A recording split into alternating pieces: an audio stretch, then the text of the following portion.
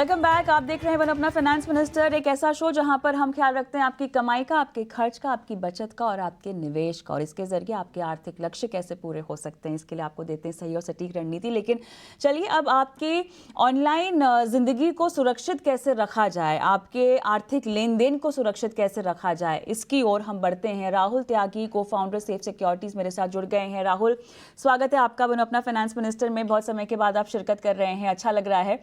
तो कुछ गर्मा गर्म मुद्दे हैं जो आप लेकर आए हैं और जिन पर हम चर्चा करेंगे। तो सबसे पहले गूगल भाई साहब, हमारी गोपनीयता तो वैसे पहले भी नहीं रखते थे, लेकिन अब जो खबरें आ रही है वो ये है कि हमारा डेटा जो है वो चुराया जा रहा है, जो कि पहले भी हो रहा था, लेकिन अब कुछ सबूत सामने आए हैं, कुछ लोगों ने आपत्तियां जताई हैं। बताइए कैसे हो रहा है ये सब।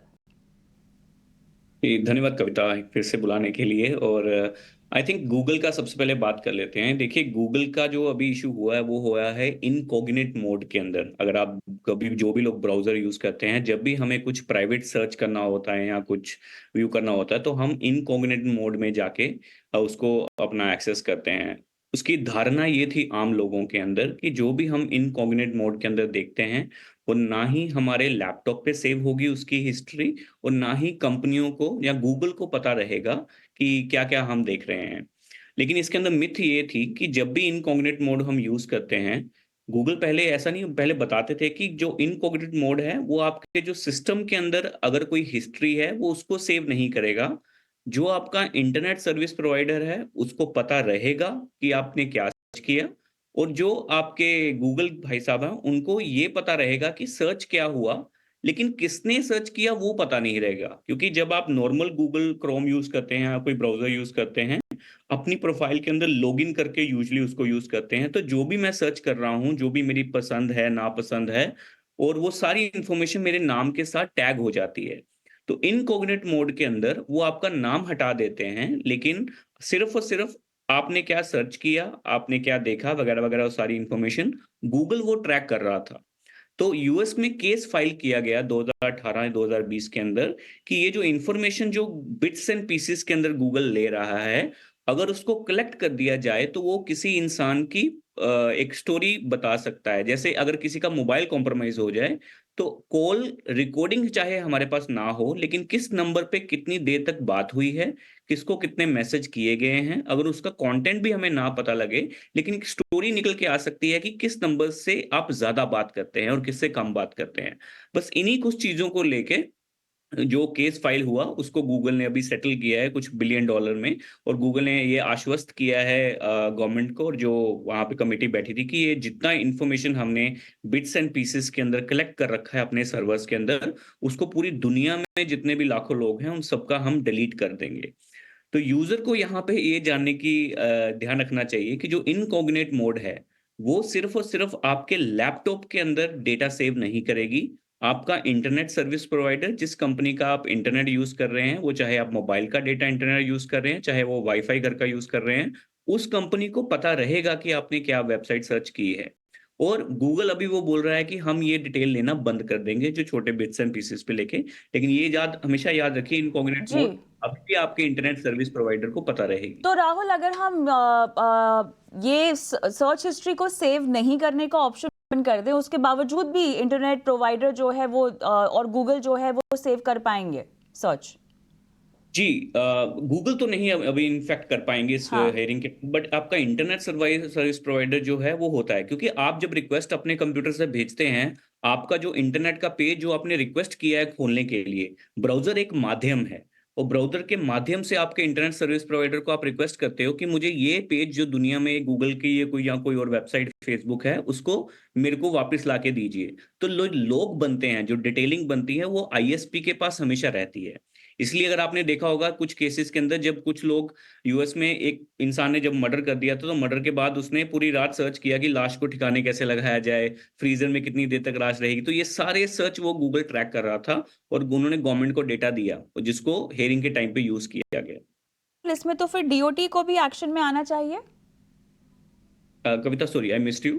इसमें तो डिपार्टमेंट ऑफ टेलीकम्युनिकेशन को भी तो एक्शन में आना चाहिए, क्योंकि केवल गूगल के पास ही ये डेटा सेव नहीं होगा, लेकिन इंटरनेट ब्राउज़र अगर हमारा सेव कर पा रहा है, तब भी हमारे लिए तो हमारी प्राइवेसी कॉम्प्रोमाइज्ड ही है ना।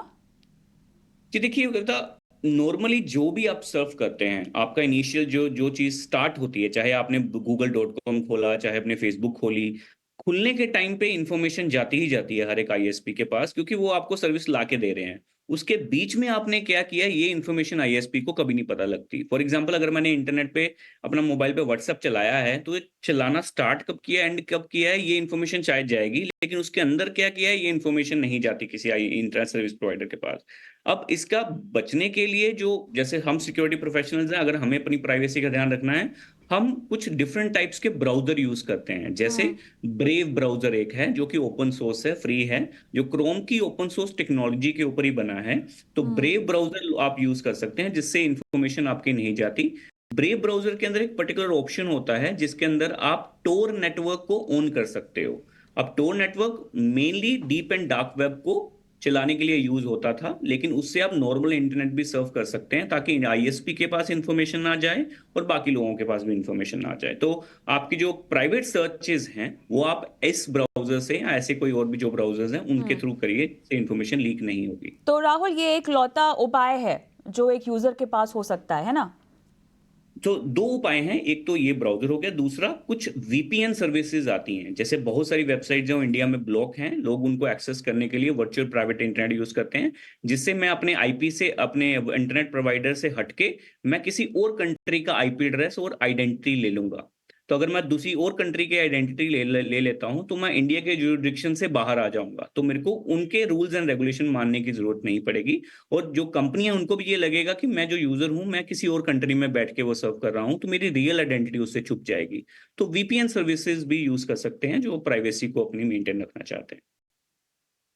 उपाय जो आपको शायद काफ़ी हैंडी आए अगर आप प्राइवेट मोड में जाकर किसी भी तरह की सर्च करना चाहते हैं। वैसे तो गूगल ने बोल ही दिया है कि वो किसी भी तरह की इन्फॉर्मेशन सेव नहीं करेगा, लेकिन क्योंकि इंटरनेट प्रोवाइडर्स भी अब इन्फॉर्मेशन सेव करते हैं, तो इसलिए ये दो उपाय जो आपके लिए काफ़ी काम के हो सकते हैं। लेकिन दूसरे मुद्दे की ओर हम बढ़ते हैं, जो कि एक पर्सनल एक्सपीरियंस, एक निजी अनुभव है मेरा, जो हाल ही में हुआ है, और मैं बात कर रही हूँ डीप फेक या एआई वॉइस स्कैम्स की। और राहुल, हमने इस पर बात भी की है सोशल मीडिया पर।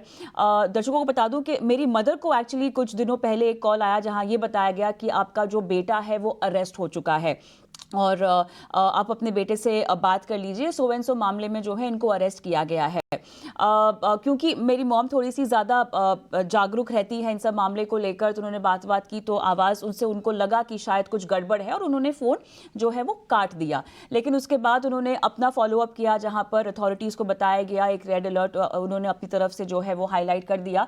मुद्दे की बात ये है यहाँ पर कि ये तो मेरी मदर के साथ केवल एक कॉल हुआ, उनको जानकारी थी तो उन्होंने जो है उससे वो निपट ली। लेकिन बहुत सारे लोगों को, और ख़ासतौर से सीनियर सिटीजन्स को, राहुल, आपसे भी हमने कई सारे मुद्दों पर इस तरह से बातचीत की है, जहां पर डीप फेक स्कैम्स हो रहे हैं।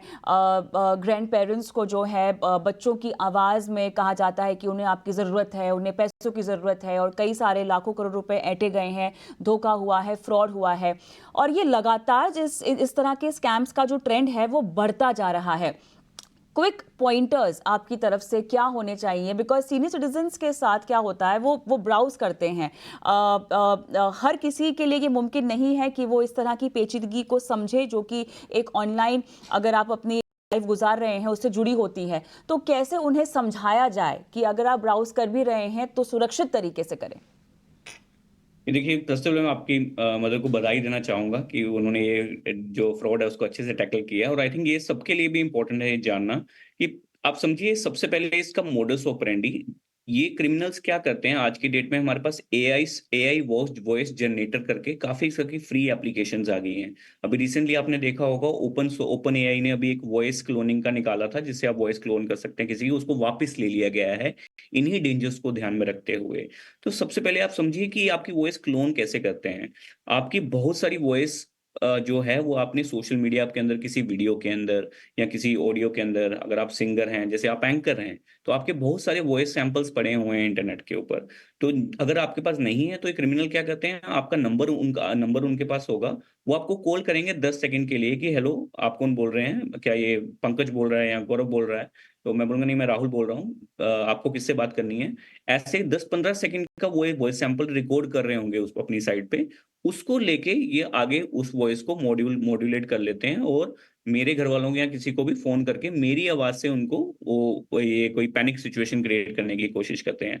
तो आम लोगों को ये सबसे पहले ये ध्यान रखना चाहिए, आज मेरी फैमिली है या हमारी फाइनेंस टीम है कंपनी के अंदर, हमें वॉइस वीडियो कॉल्स आती हैं जहाँ पे फेस यूज़ करके उनको बोला जाता है कि इतने पैसे ट्रांसफ़र कर दीजिए। तो हमने एक सिंपल हमेशा रखी है अपनी फैमिली के अंदर, एक सॉफ्ट कोई कोड वर्ड बना लीजिए कि जब भी अगर आपका वीडियो कॉल भी आ रहा है या आपकी वॉइस का कोई कॉल भी आ रहा है, आप उनसे अगर कोई आपको अर्जेंसी काम करने के लिए बोला जा रहा है, ये जो क्रिमिनल है ये अर्जेंसी क्रिएट करते हैं। जैसे बिल्कुल, आपका बेटा पकड़ा गया है, उसको पुलिस लेके जा रही है तो आप बात कर लीजिए। तो उस टाइम पे आप सिंपल एक कोड वर्ड पूछिए जो आपकी फैमिली को पता है। अगर वो नहीं बता पाता है इसका मतलब आप वो इंसान वो नहीं है वहाँ पे, इसका मतलब गलत है। दूसरा, बिल्कुल। 90% केसेस के अंदर इमीडिएटली फ़ोन काट के आप हुँ, जिस बंदे का यूज़ किया गया है, अगर आपका बेटा है, बेटी है, उसको इमीडिएटली उसके पर्सनल नंबर पे फ़ोन करके देखिए। इन 99% केसेस के अंदर ये अटैक उस टाइम पे मिटिगेट हो जाता है। गलती यहाँ पे लोग ये क्या करते हैं, अगर मैं कहीं पे घूमने जा रहा हूँ, मैं जी, सोशल मीडिया पे डाल देता जी। हूँ कि मेरा मोबाइल फ़ोन नहीं चलेगा अगले 10 दिन के लिए, वहाँ पे ये ट्रबल हो जाती है क्योंकि आप रीच नहीं कर पाओगे उनको। बिल्कुल, बिल्कुल। चलिए, राहुल हमारे साथ दरअसल प्रॉब्लम ये हो गई कि समय ख़त्म हो चुका है, लेकिन इस मुद्दे पर हम और भी बात कर सकते हैं और एक बार फिर जुड़ेंगे आपसे। लेकिन फ़िलहाल धन्यवाद, आप जुड़े और दर्शकों का मार्गदर्शन किया। इसी के साथ मुझे भी इजाज़त दें, बनो अपना फाइनेंस मिनिस्टर में आज। नमस्कार।